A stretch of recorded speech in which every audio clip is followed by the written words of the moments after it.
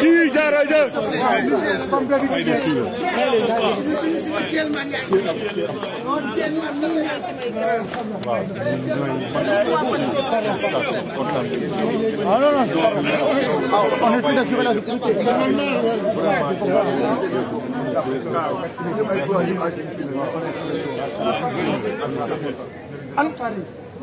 Soal, ngir yàlla waay.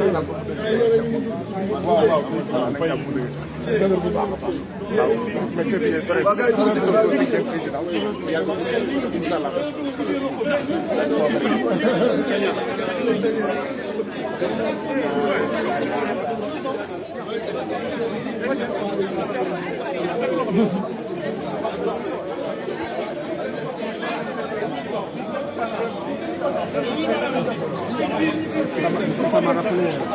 Ça va, non? Ça va. Comme c'est lui.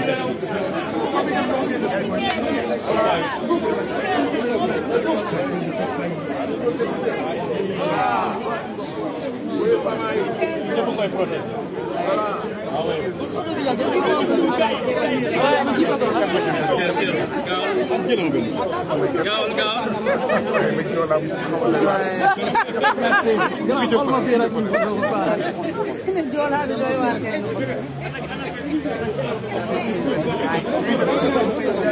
C'est bon.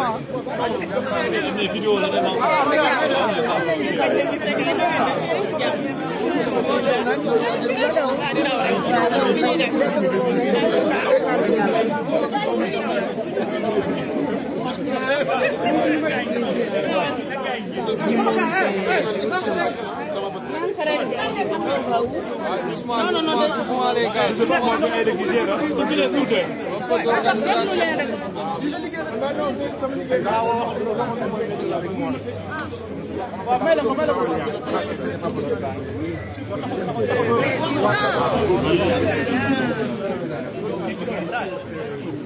Avant-hier, c'est ça?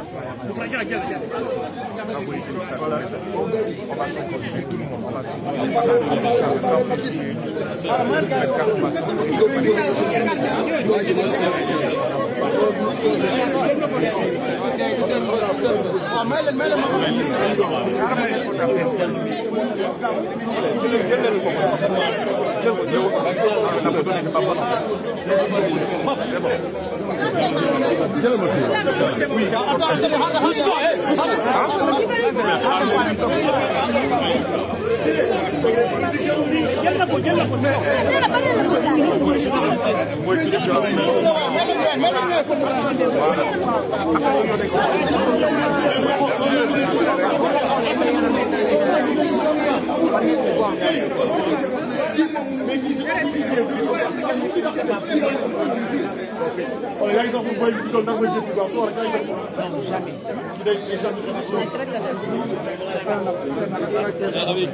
Le lion, le castel, les filles,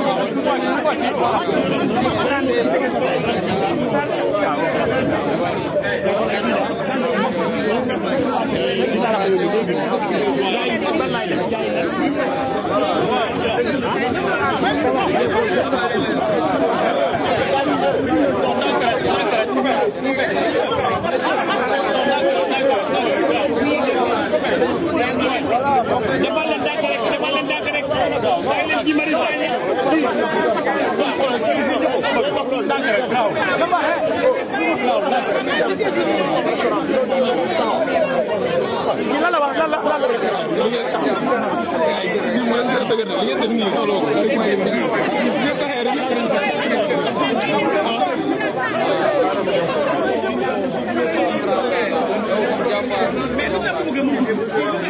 dafa bëgg a invité.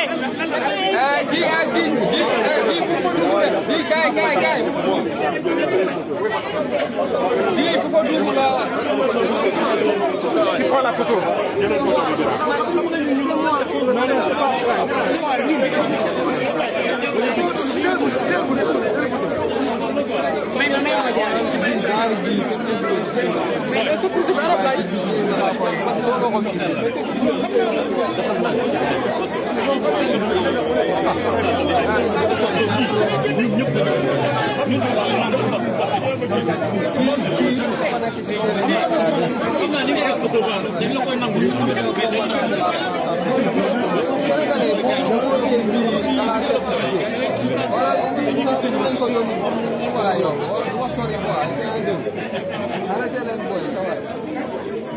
Attention, xoolal père bi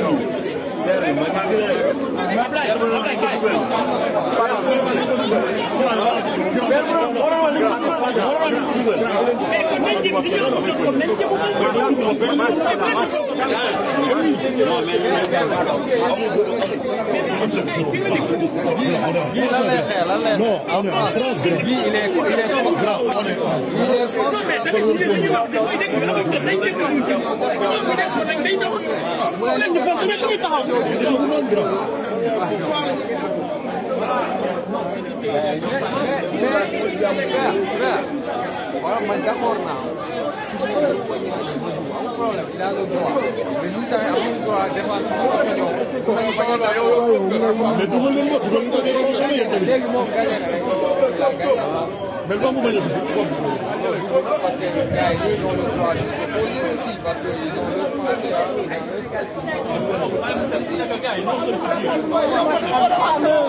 Dans le 93.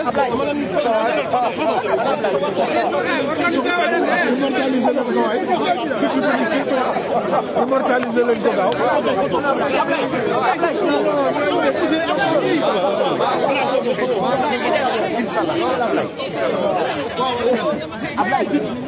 gars yi na ngeen partage bàyyi leen nay bi nag na yaatu.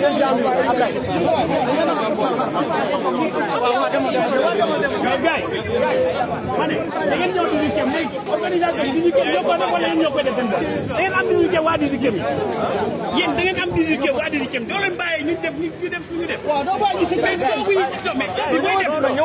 gars yi ma on confirme daal heure bi mooy def donc.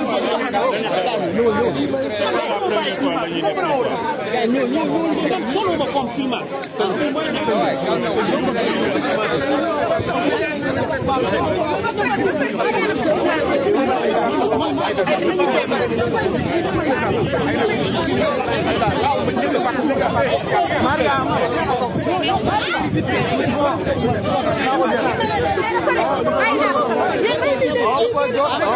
Organisation les gars.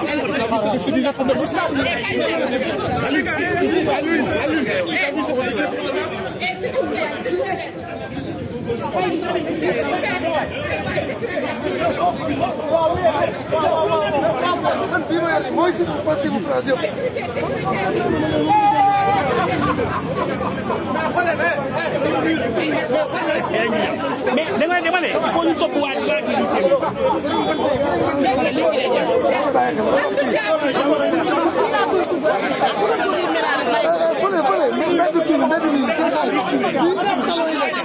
non te yéen ñi dañu toll bëri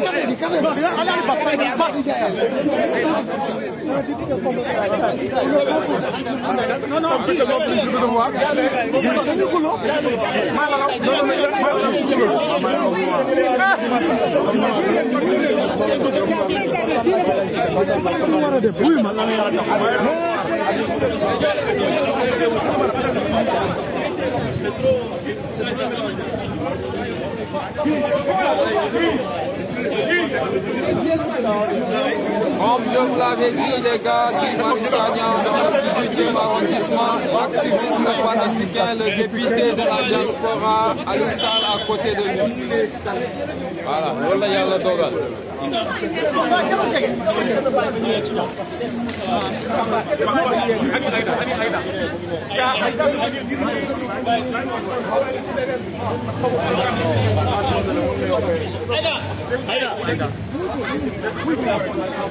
Parce qu'il est en train de se plaindre du fait que c'était la mission depuis 15 heures. Aïda.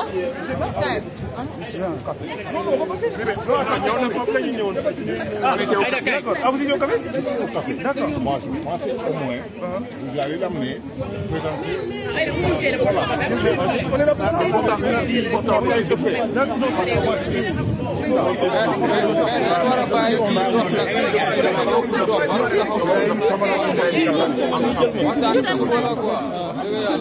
On vous a entendu. C'est un programme de aujourd'hui. Par contre, demain, il y a un pour discuter. Voilà. Maintenant, là, on va discuter en profondeur.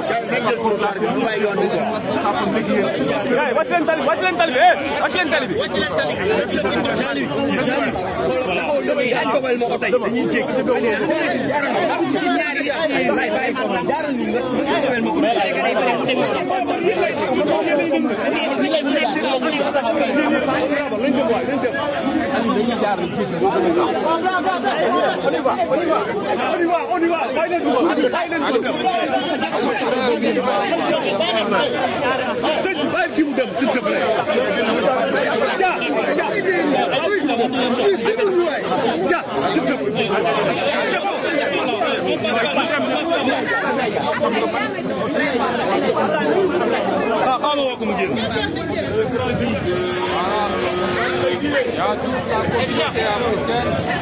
C'est normal qu'il est sorti, ça crée des bouchons, des maïsaniens.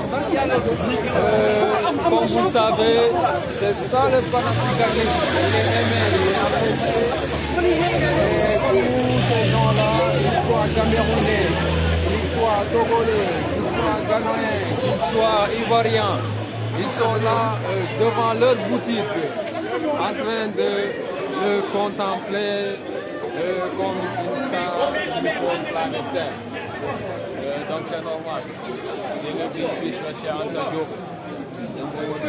Dani Sikoé Diatta et de Donné Latir Diop, de Ahmadou Bamba, de la Mali. Lui, moi, Guy Marius Sagna, il le mérite aussi, c'est normal.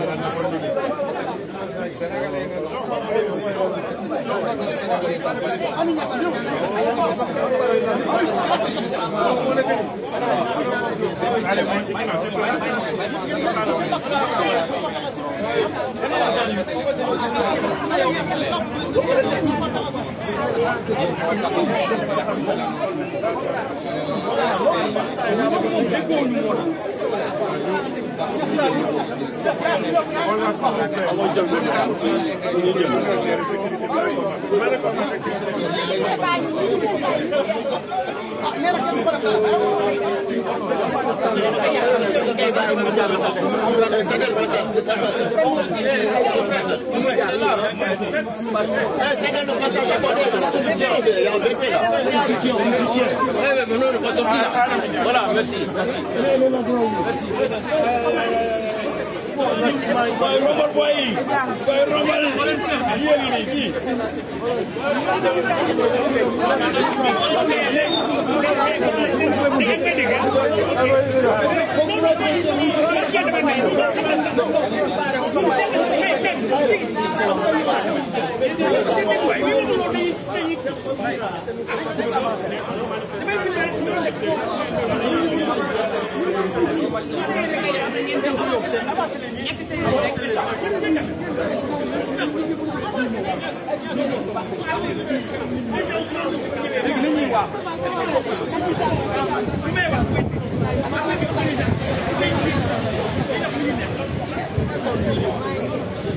Voilà, comme je vous l'avais dit, je le répète encore. Et je vais continuer à le répéter. Guy Marius Sagna ici à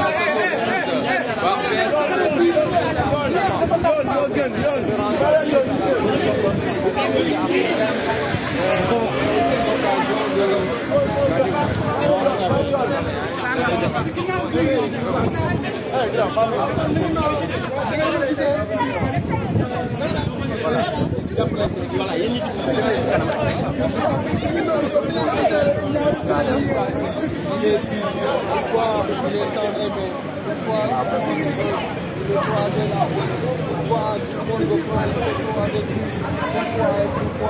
c'est normal parce que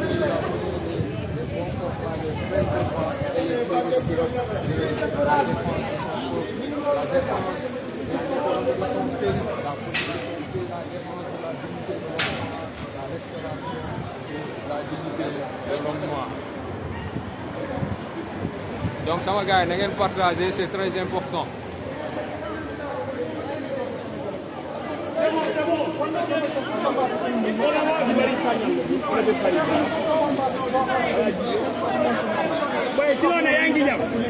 Non, Moustapha la tudd. waaw man maay Moustapha Diagne sama turandoo. yow dama lay seetaan souvent. Moustapha dama lay seetaan yow yaa ma gën nag. yow yaa ma gën yaa ma. non yow tamit paa nga yow. yaay ko dinaa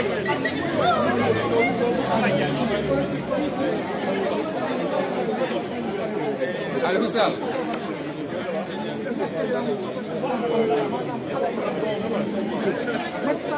kenn mënu laa wax lu ay bor yoo xam ne fii yëpp na ko si alalu Sénégal yàq na Sénégal effectivement yàq na Sénégal yàq na jikko yi sàcc na alal yooyu amul benn dèjà boo xamante ni Sénégal moo ko moo boppam boo xam ne ci la ndaw ñi daal yóbbu kon nag financé bi di xeex ñun ñëpp mu jaral ñu bàyyi suñu yitte topp ko dañu ko war a xam ñoom ñoo ñu nekkal foofu yaay yi ñun xale yi gën a seetal ñoo ko xam foofu ñoom ñoo ci war a jàpp lii ñu amul bopp discours la yor discours dégg nañ ko waaw kon kooku ndeysaan bii may sànq da nga fay fekk mi ngi def discours mais boo xam ne dañuy déglu parce que man vraiment ñun ñu leen di suivre ndeysaan vraiment yéen sacrifice bi ngeen def vraiment man damay toog mais dama ne même bu mu mënul dem ñun am na ku ñuy demal yéen a ngi xeex xoole mais ñun it ñu ngi xeex fii. tey loolu lu rafet la kon nee na ko déggandoo yéen a ngi xeex foofu ñu ngi xeex fii ak bii may sànq député Diaspora loolu ngeen ko déggee rek man dama ko kon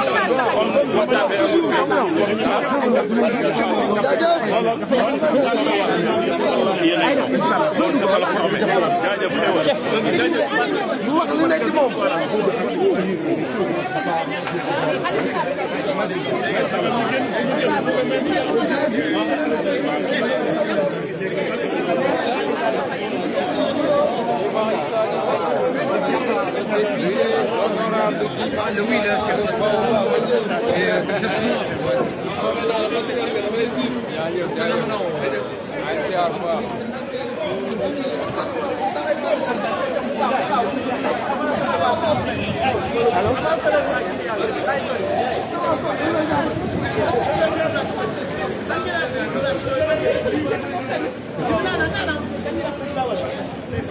voilà nii la dox bi nii baax na nii quoi mais da ngay ci gaawaale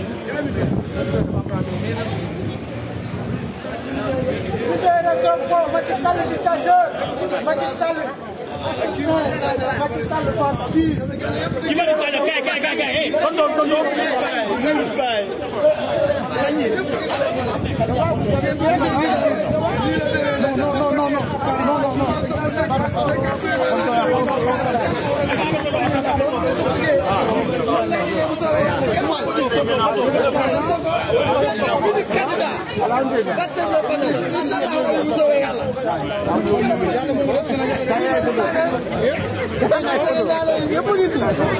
ni ngeen koy gisee muy Voilà, il est aimé, il est apprécié parce qu'il fait le bon boulot. Il Il n'est pas comme les larbins, les pantins, les faquins, les marionnettes politiques. C'est le digne fils du Kama, le digne fils de l'Afrique. Vive Malick Sagna, vive Malick Sagna, pour le dire ainsi, c'est normal que les gens rentrent à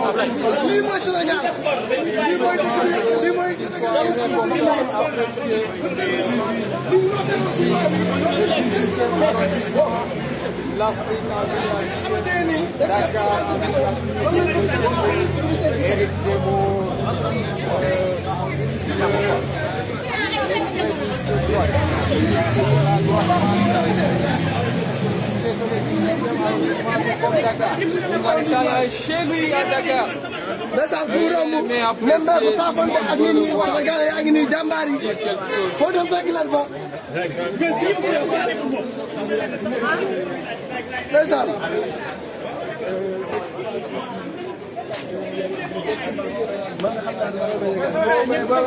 Parce que c'est un député après tout, il y aura des solutions à mettre sur place dans le futur.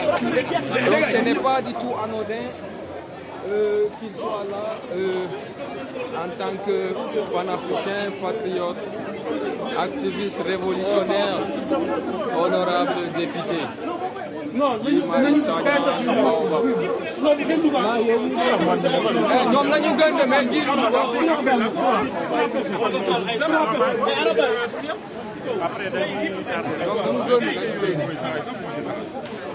voilà là c'est un atelier de couture. IGP tamit ñu ngi fi voilà comme vous le savez Sénégalais yi souvent ñu bëri si ñoom métier GP dañ koy def te ñu nit ñoo xam ne duñu ay GP ñoom dañuy faciliter souvent suñu colis bu ko waree envoyé su ko waree jëli en même temps tamit couture la ñoo xam ne pour ñëw fii la nekk rue Stéphane Sow 26 voilà yoo xam ne dañuy soxla GP te xamuñu ñu dem mën ngeen ñëw benn publicité bu ndaw la rek 26 Stéphane Sow fii ca Château Rouge ou bien disons Barbès je ne sais pas nag ban côté la bokk entre Barbès et Château Rouge c'est la rue de Stéphane Sow voilà. barke démb laay soog a am sentiment képp ku ma xam dina ko pratiquement dinañ guerre bi incha allah.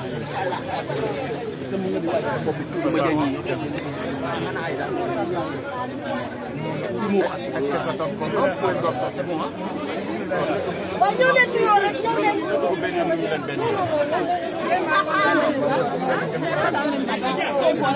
Sonko cinquième président donc.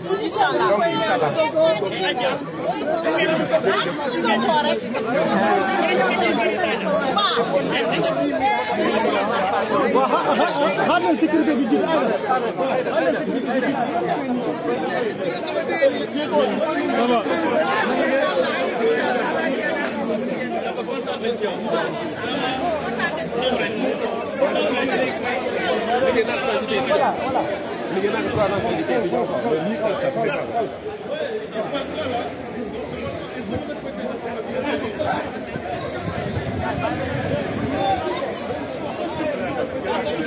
Désolé, ça se passe une fois pour bon, il est un député panafricain activiste. Il était activiste au début. C'est le président du mouvement France Dégage. Ah oui. Il est en France. Mais bon, la France ne va pas le dégager que c'est aujourd'hui il est devenu l'ami de la France pour le moment. Il est venu voir qu'est-ce qui ne va pas exactement entre la France et le reste de l'Afrique. Parce que c'est normal qu'il soit là. Il est sénégalais. Aujourd'hui il est député. C'est un ami de Macky Sall ou pas? Non, c'est un ennemi ou un adversaire. Libérez Sonko s'il vous plaît. Sonko, libérez Sonko s'il vous plaît. Allez-y, parlez madame. Osez dire direct madame, osez dire. Simplement que vous libérez Sonko. D'accord. Donc la dame elle a dit qu'on libère Ousmane Sonko comme gars yi noo leen ko xamee fii bëri na ay africains communauté africaine bi yëpp ñu dajeel lépp loolu la ñu wax nañu libéré Sonko na Macky Sall libéré Ousmane Sonko loolu mooy seen i kàddu donc gars yi da ngeen yaatal portage bi parce que ci la bokk. jaajëf yaa ndi nga mayat yasaay voilà Fall Baye Fall yi ñoo leen di ziar de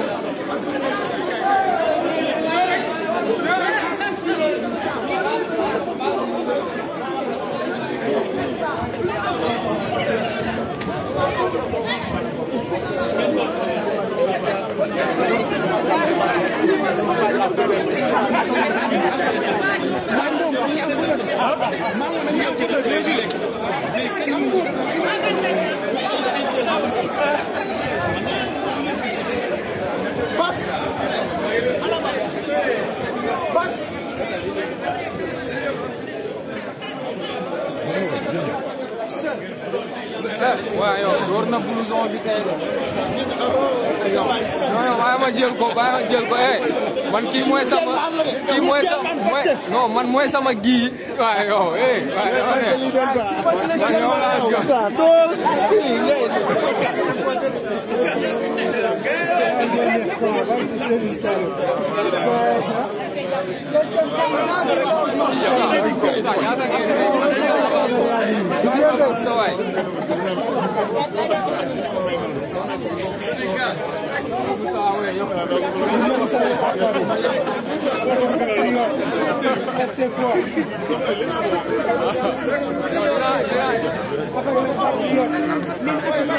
war nga xam restaurant yëpp yow comme yow da ngay dégg rek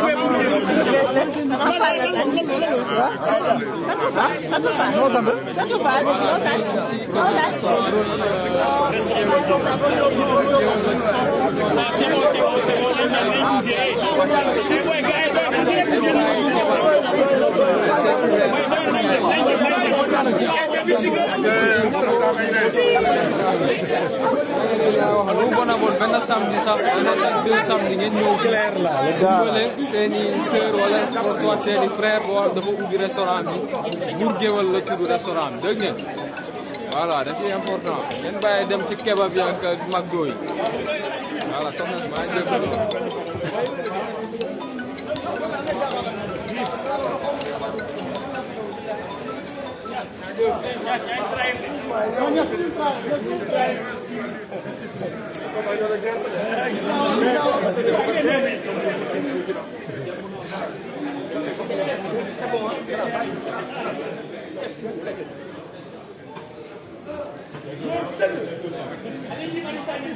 le Baobab Guy Marius Sagna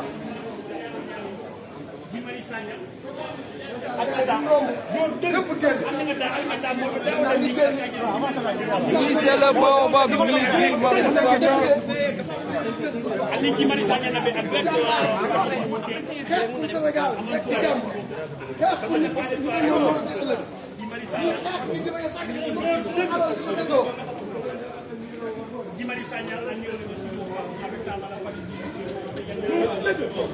bon les gars gis ngeen lu fi xew mais c'est normal c'est des moments chaleureux des moments de vérité des moments de contact avec son député avec un panafricain des moments de contact avec un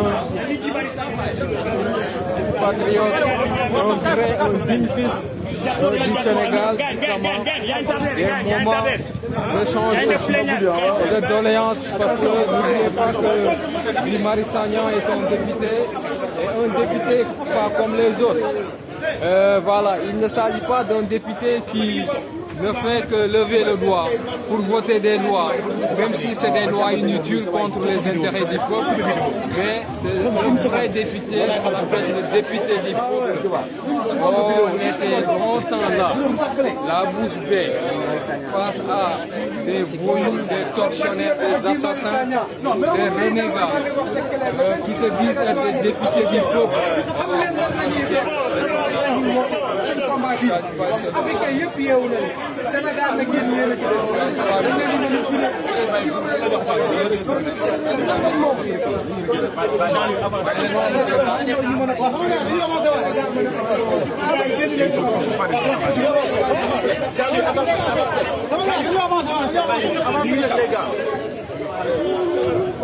sama gars nañu avancé on y va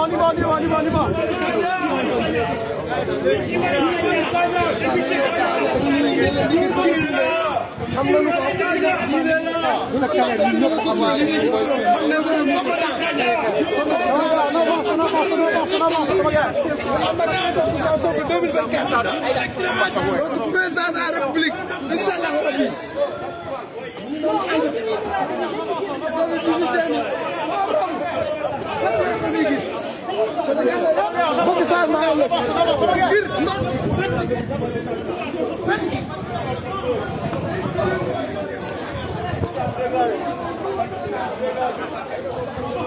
Ça va.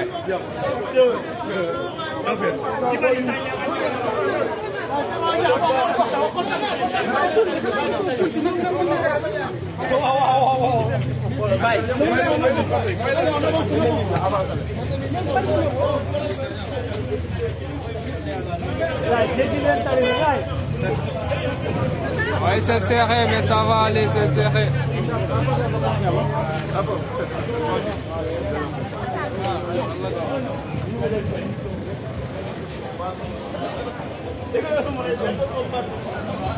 Maximum de partage, les gars, maximum, c'est en guise de guerre de l'information, il faut le faire, c'est important, j'ai l'habitude de vous dire.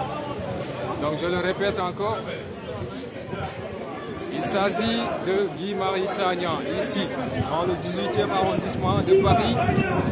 On l'appelle Barbès, Châteaurouge et Dakar pour certains comme Éric Zemmour. Donc Guy-Marie Sagna est chez lui à Dakar, dans un contact très chaleureux avec la communauté africaine et sénégalaise en particulier. C'est très beau, c'est très joli à voir.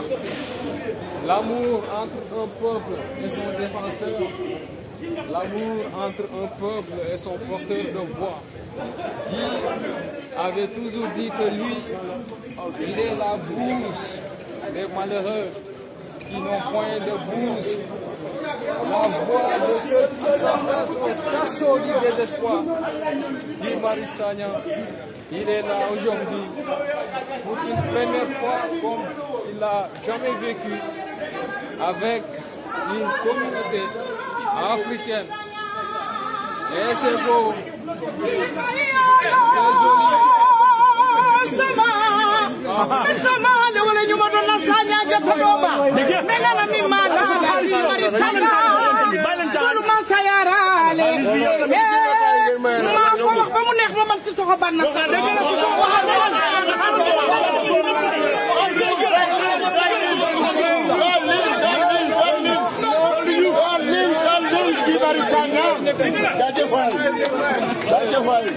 Kooku joxe na participation waaw joxe na cotisation nekkete yoo bëri na ay géwél yoo xam ne ay partenaires wane na ko soxla sax koy baaxee woy ba mu ko neex te woy na neex na macha allah voilà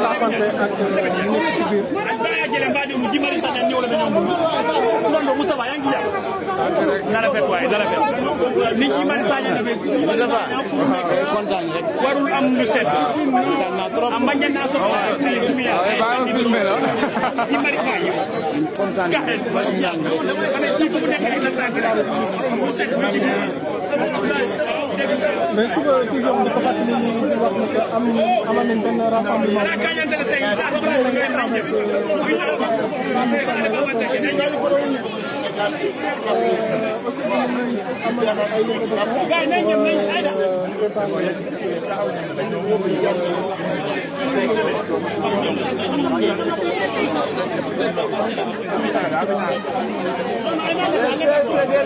cédez le passage les gars s'il vous plaît.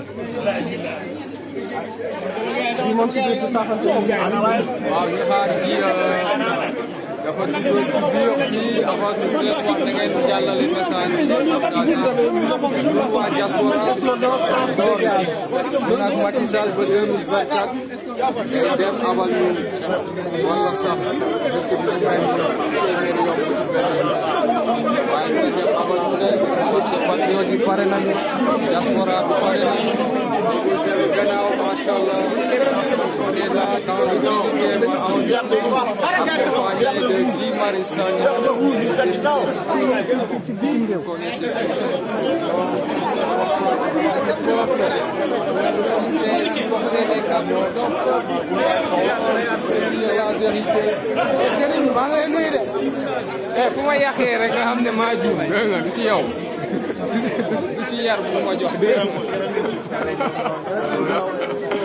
ah man damay yàq rek waaye moom Moustapha yaa gën a màgg tuuti ko fi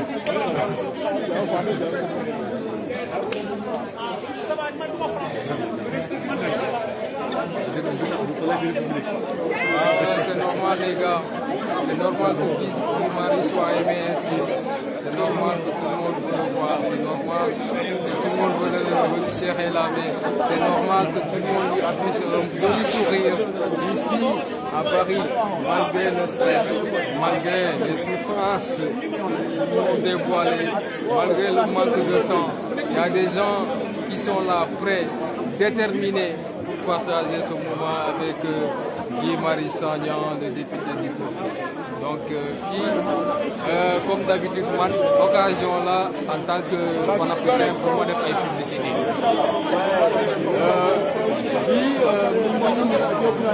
Guy là quoi, c'est-à-dire que atelier de couture là, couture et vente, c'est-à-dire ñaw di jaay,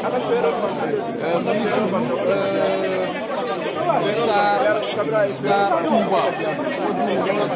Moussa, mais couture bi nu mu tudd atelier couture bi nu mu tudd Star Touba la. Parce que man dama ko bëgg a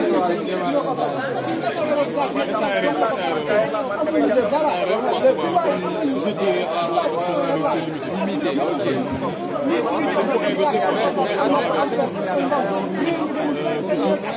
Ok. Bon, ñu ngi wut adresse bi ba léegi rek ay sénégalais la dañuy ñaw di jaay couture et vente gis ngeen c'est bien mentionné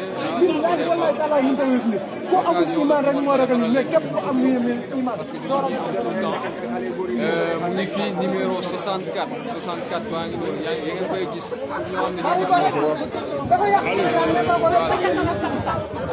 ñu ngi ok 64 rue Mira nekk day def couture et vente gis ngeen ni ñuy jaay ci biir dafa rafet macha allah balaa ngeen di dem di jënd ay yére feneen ay yére bi ngeen xamul ku bëgg a solu sénégalaisement nga ñëw fii dégg ngeen rafet na torop seen yére yi nice na te ji lii lay xeex sa waay maa lay defal publicité nag dégg nga ana patron bi après na def virement defal naa ko publicité virement bi na ñëw voilà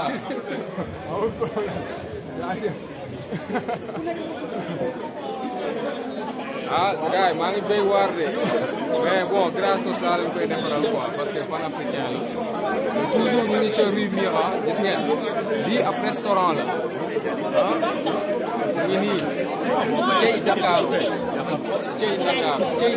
restaurant la mu tudd Cey Dakar ah 68 rue Mira gis ngeen numéro téléphone am ñu nii soo leen bëggee lekk ceeb ay neex sénégalais ngeen leen ñëw ci da ciy baax ngeen bàyyi di dem ci restaurant yeneen communauté yi di ko dugal seen xaalis tout le temps lundi mardi ba jeudi ba vendredi samedi dimanche c'est bien des fois presque yeneen plat voilà quoi occidental asiatique américain mais de temps en temps dañuy am ci semaine ci plat communauté yi ngeen dugal ci seen xaalis parce que kooku entrepreneur la boo xam ne day liggéey te lu mu gagné forcément Sénégal la ko yóbbu Afrique la ko yóbbu kon c'est l'Afrique qui gagne bu leen négliger lu may wax nii parce que c'est très important te bokk na ci ji lu muy xeex en tant que panafricain en tant que patriote bu leen fàttee def na ay sorties yu défendre lu ñuy wax consommer local mais défendre entrepreneuriat local défendre lu bëri.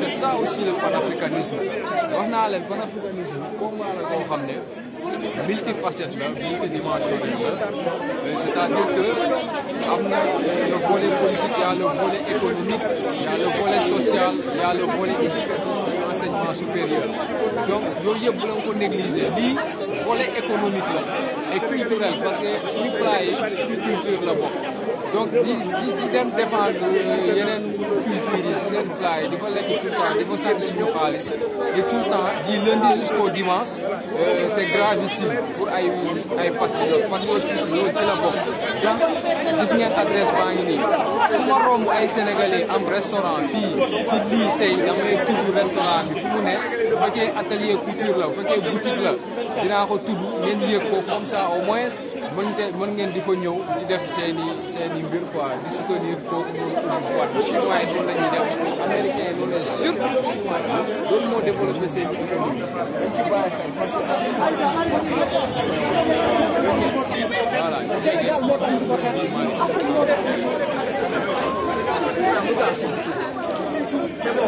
ok c'est bon c'est bon c'est bon na leen dem. mais France waaw c'est vrai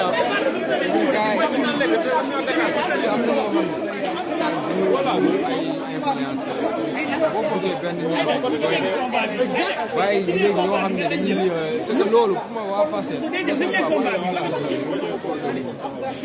wax ni ñii ñooy def ñooy def koo filmé dafa loolu organisation la à l'instance c'est compliqué na gérer nii yombul de fii gars yi dañuy voilà Mariama à te voir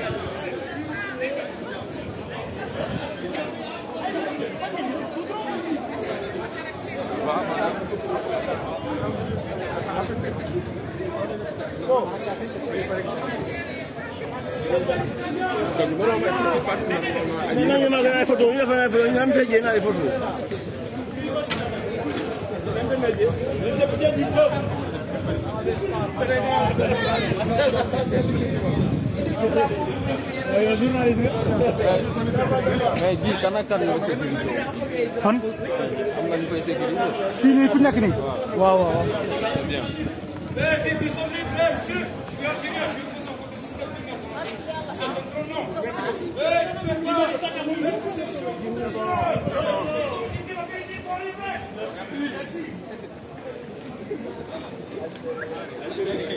waaw dañuy tourné nii wala boutique bii rek lañ jëm après ñu dem dellu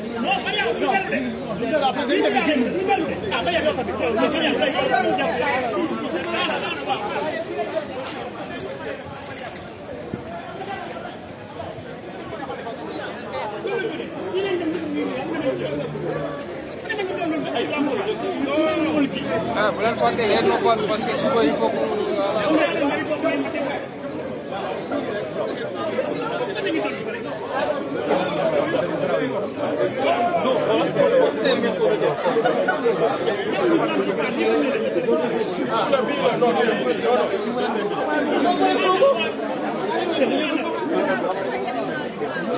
Malgré son copier. waaw loolu jaaxal na ko. waaw taxawal ni ma wax ak yow. baax na.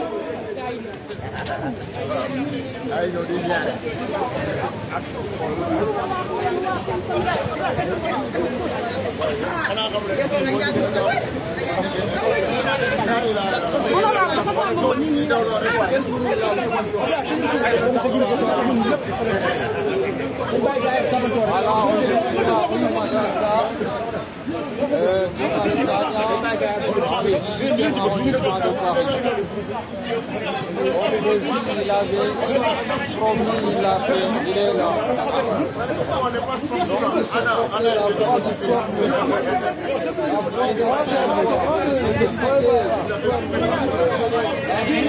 Les malheureux qui n'ont point de bourse. De ceux qui s'affaissent au cachot du désespoir. C'est ça un député. C'est ça un bénéfice de l'Afrique. C'est ça un bénéfice du Cameroun. Guy Marius Sagna. Hein? Non, c'est mon téléphone qui filme.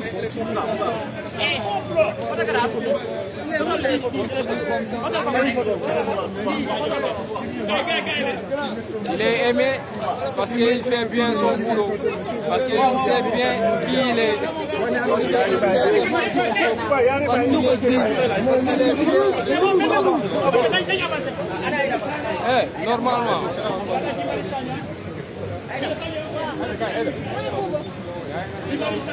Attention, c'est la route.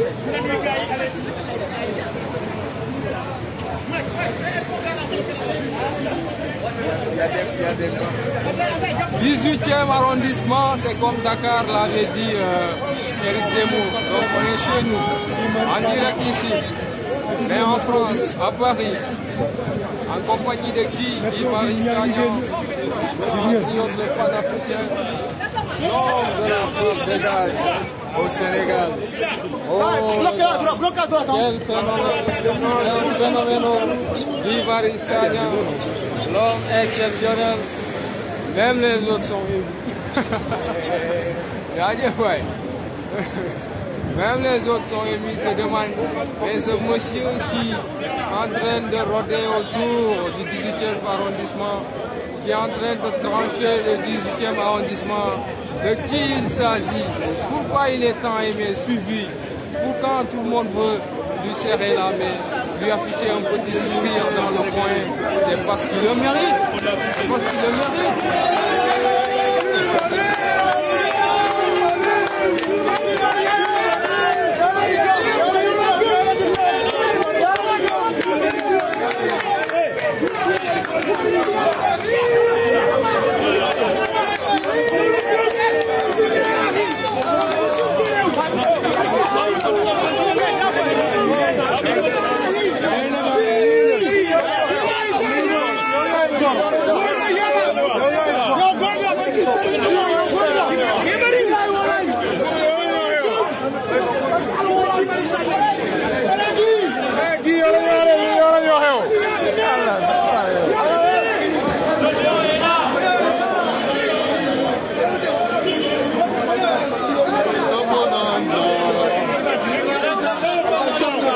International Guy Marius. International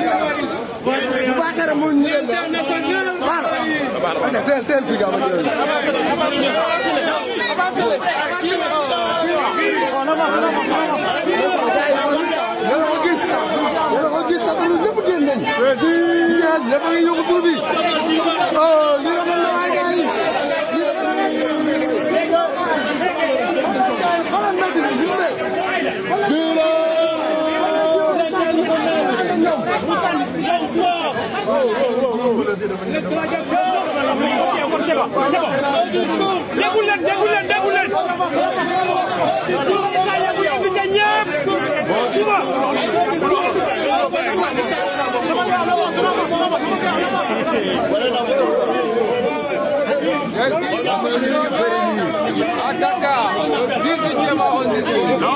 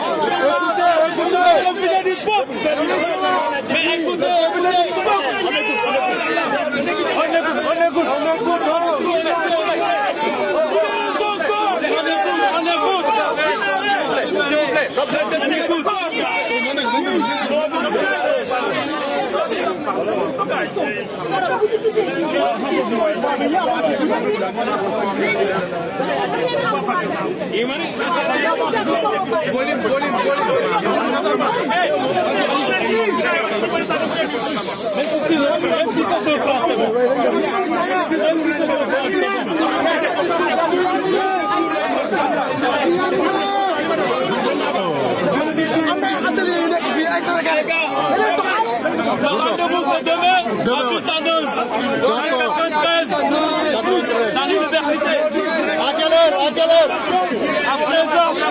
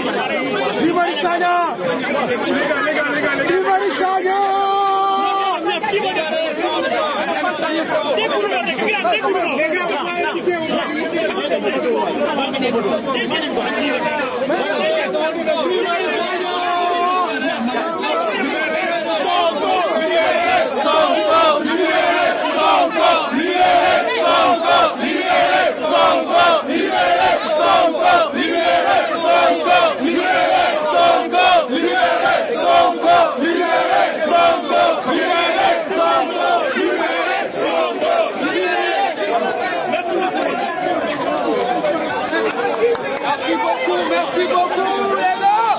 Oh là là, c'est beau. C'est ça là. On est fiers de vous. On est fiers de vous. Merci beaucoup les patrons. On va gagner ce combat. On va gagner ce combat. On va gagner ce combat. On va gagner ce combat. Ça c'est clair. On va gagner ce combat. Ça c'est clair. On va gagner ce combat. Ça c'est clair.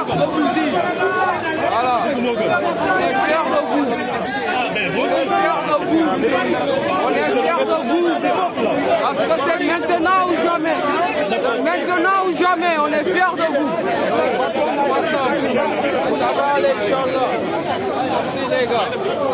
Merci les gars. Je suis ému moi-même. Merci. Ça se sent. C'est le cœur qui parle. C'est le cœur qui parle. Ils sont fiers de... Libérez Sonko. Sonko. Merci ça. Libérez Sonko. Libérez Sonko. Macky Sall dictateur. président de la République du Sénégal.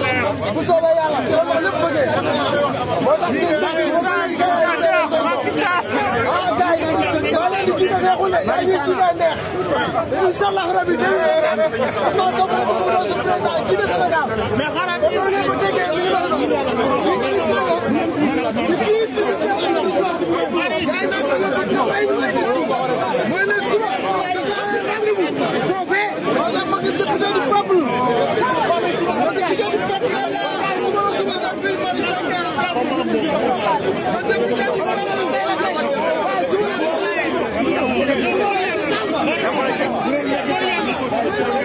Et voilà pourquoi Macky Sall ne gagnera jamais la diaspora. Même le Sénégal gagnera.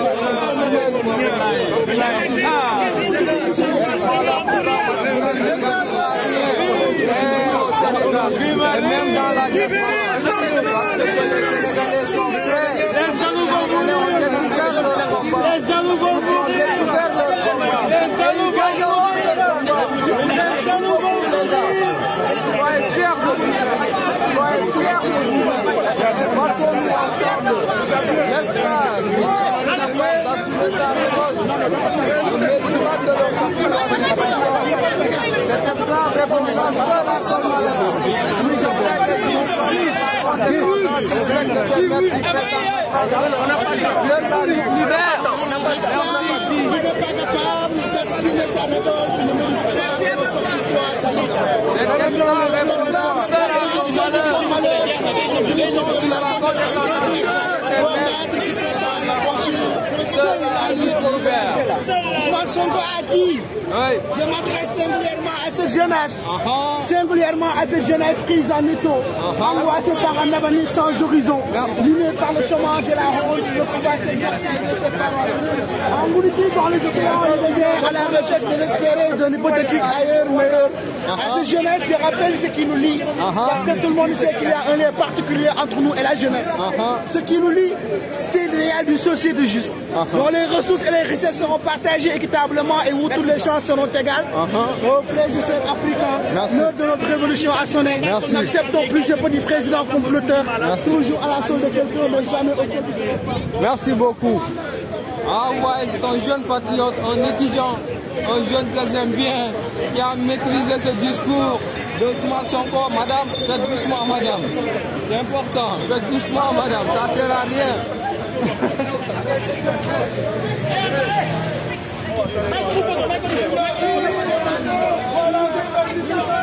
Libérez Sonko! Macky Sall le voyou, le dictateur, libérez Sonko! Macky Sall le tortionnaire, Macky Sall le boucher, libérez Sonko!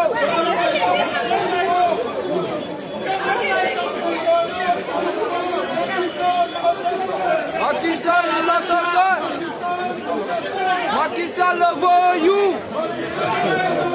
Macky Sall le tortionnaire, Macky Sall le torchon, Macky Sall le vampire, libérez Sonko.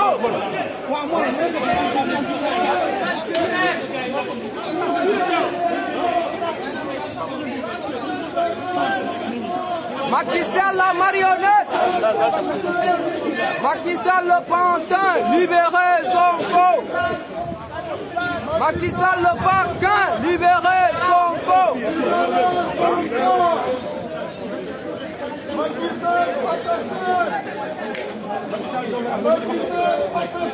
Macky Sall voyou, Macky Sall tortionnaire, Macky Sall bandant, Macky Sall, la marionnette. Libérez Sonko.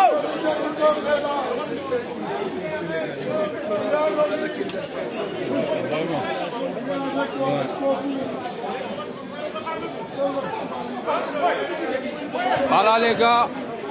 Et si on vous dit que Guy Marius Sagna est un baobab, et vous venez de le comprendre, l'homme a encore montré sa dimension ici à Dakar, dans le 18e arrondissement. C'est Éric Zemmour qui l'a dit, ce n'est point moi-même. Éric Zemmour a dit que Dakar est le 18e arrondissement aussi. Donc Guy est chez lui, il peut faire ce qu'il veut, il peut bouger comme il veut. Et puis voilà, sans problème. Donc c'est ça.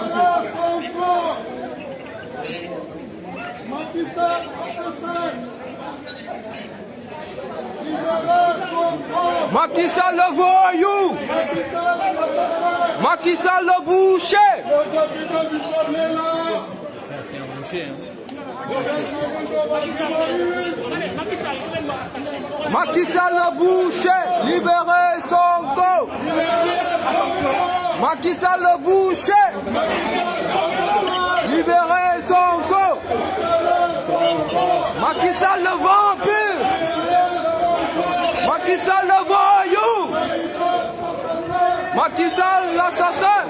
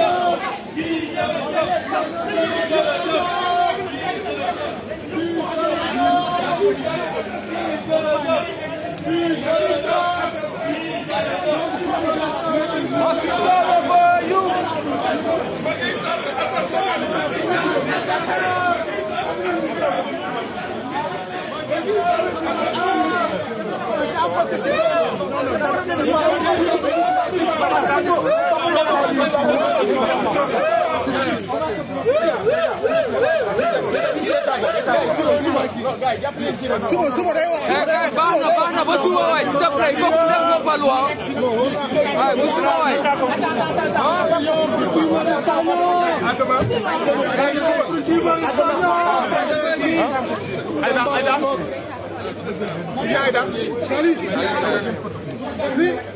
Prions pour Guy Marius Sagna.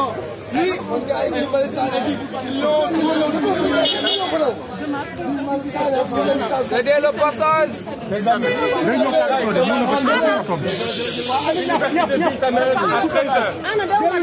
À 13h suba université bi tamit à 13h ñëpp ñu tase fa ñu gën a waxtaan.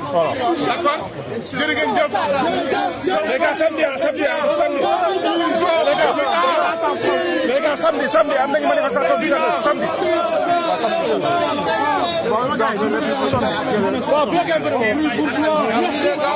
Les gars, demain à 13h. Nous avons rendez-vous demain à 13h. Bon les gars, jërëjëf ñoo ngi ziar ñëpp di bëggee ñëpp. Bon voilà, comme d'habitude votre frère, votre ami, votre serviteur Moustapha, le philosophe du marteau, m'a fi newoon encore de plus pour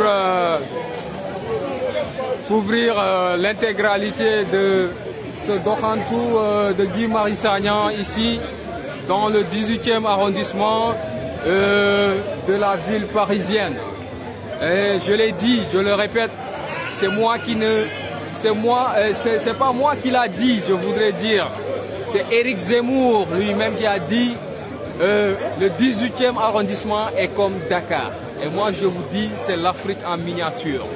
Donc un panafricain de ce niveau de Guy Marius Sagna, de la posture, la carrure, le charisme de Guy Marius Sagna, ne doit pas se permettre d'être là, ici, sans pour autant passer ici dans le 18e arrondissement qui est le Dakar en miniature, comme l'a dit Éric Gémou, je le répète.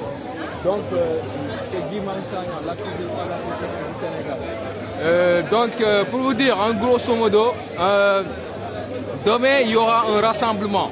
C'est à Villetaneuse, dans le 93.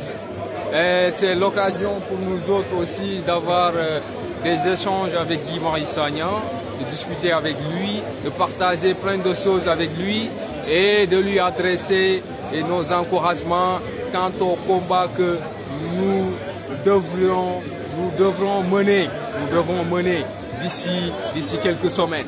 C'est-à-dire, Ousmane Sonko sera le 5e président du Sénégal.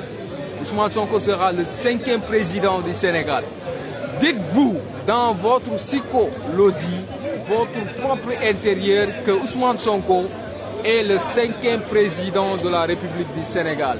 Il faut le méditer, il faut y croire comme en religion, il faut s'y lancer comme en religion, parce qu'on y croit aussi.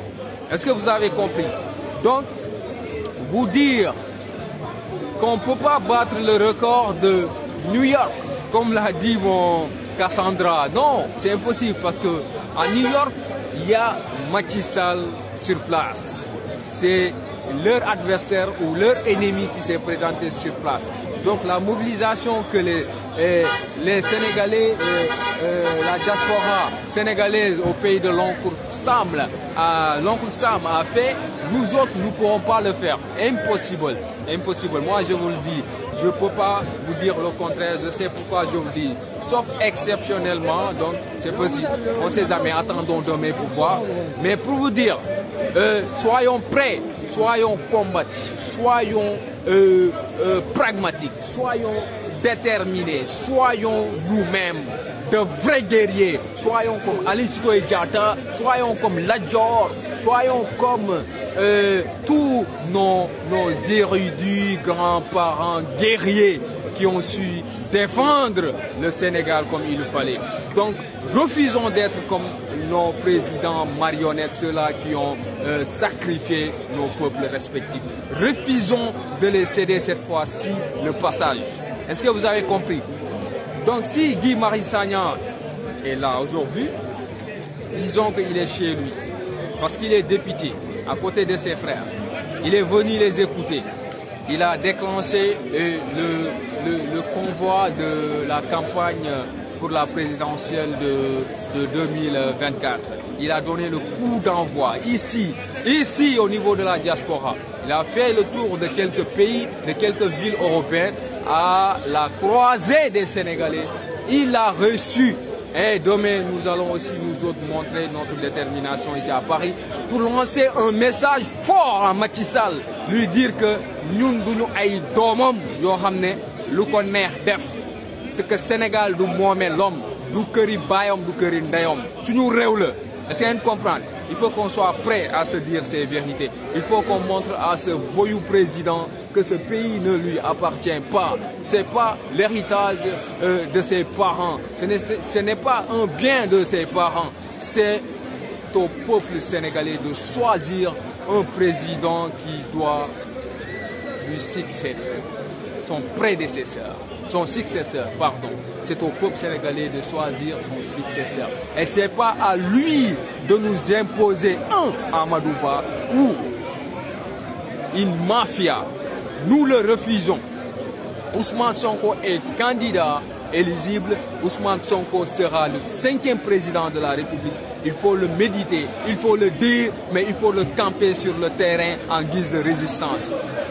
Le jour où on apprendra que Ousmane Sonko n'est pas sur la liste des candidats et ne sera pas candidat, ce jour, moi, Moustapha, je vous dis, levons-nous et barrons la route à cette élection parce qu'elle ne devrait pas avoir lieu. Elle ne doit pas avoir lieu. Elle ne doit pas avoir lieu. Soyons sincères avec nous-mêmes, les gars. Soyons sincères avec nous-mêmes, les gars. Soyons de dignes fils de nos mamans, de nos grands-parents de Talatender, soyons les dignes fils de Cheikh Ahmadou Bamba, de Lat Dior, de Aline Sitoé Diatta, de Cheikh Ibrahima Niass, de Soundiata Keita, Soumaoro Kanté, soyons les dignes fils de Chaka Zulu, de Thomas Sankara, soyons les dignes fils de Lumumba, de Kwame Nkrumah, les dignes fils de Malcolm X, les dignes fils de Marcus Garvey. Soyons ces panafricains, soyons ces révoltés, soyons les dignes fils de l'Afrique, le Kama, le berceau de l'humanité trahi par cette humanité elle-même. C'est le début du commencement et le changement c'est maintenant ou jamais les frères. Soyons sincères avec nous-mêmes, soyons sincères avec nous-mêmes, respectons notre destin, respectons la mémoire historique de notre continent, respectons la mémoire historique de notre peuple, soyons des combattants, soyons tous des Ousmane Sonko, des Thomas Sankara, osons sankariser, osons sonkoriser, osons sankariser et sonkoriser la jeunesse africaine. Les gars, c'est le moment.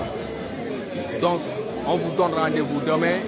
Ma batterie est vide, je ne peux pas continuer à parler, mais demain, Inch'Allah, on fera le point de cette rencontre qui aura lieu ici dans le 93 à Villeneuve entre nous autres et Guy Marius Sagna. Et partagez le live massivement. Merci beaucoup.